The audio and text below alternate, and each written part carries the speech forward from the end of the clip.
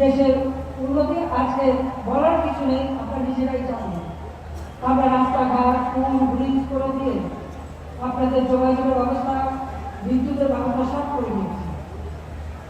সেই ইন্দ্রা ঝড় এবং জলোচ্ছ্বাস, এবারে জলোচ্ছ্বাস খুবই অস্বাভাবিক জলোচ্ছ্বাস হচ্ছে। আমি ধন্যবাদ জানাই যে আমরা সাইক্লোন শেল্টার করেছি, সেখানে মানুষ নিরাপদ আশ্রয় পেয়েছে।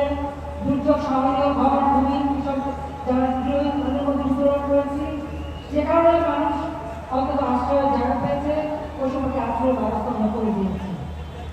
আমরা চাই যে এই দুর্যোগ থেকে আমাদের এই অঞ্চলের মানুষের জন্য মুক্তি পায়, কারণ আপনারা জানি এই অঞ্চলটা সবসময় দুর্যোগ প্রবণ। ইতিমধ্যে যে সমস্ত রাস্তাঘাট ভেঙে গেছে সেগুলি মেরামত করার ব্যবস্থা নেওয়া হয়েছে। পাশাপাশি বাঁধ যেগুলি ভেঙে গেছে, বাঁধ নির্মাণের কাজ ইতিমধ্যে আমরা শুরু করে দিয়েছি।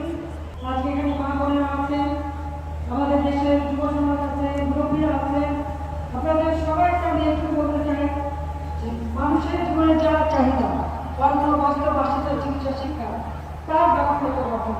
যা যা দরকার আওয়ামী লীগ সরকার সেটা করে যাচ্ছে। আমরা কমার্শিয়াল ক্লিনিক করে দিয়েছি, 30% ওষুধ বিনামূল্যে দিয়ে থাকি। ছেলেমেয়েদের পড়ার পর আমরা বিনা পয়সায় বই বিতরণ করি।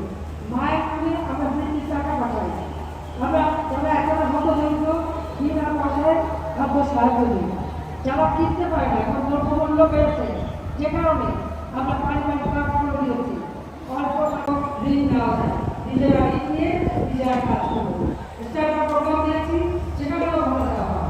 এতে ফাউন্ডেশনকে ভালো দেওয়া হয়, আপনাদের লাভ করে অর্থনৈতিক অঞ্চল করে দিচ্ছি, শিল্প কর্মকাণ্ড গড়ে উঠবে। ফসল উৎপাদন হবে, আশ্চর্য উৎপাদন এবং প্রক্রিয়াজাত শিল্প গড়ে উঠবে। দেশের মানুষ এই প্রশিক্ষণ থাকবে, কর্মসংস্থান হবে, সেই ব্যবস্থা করছি।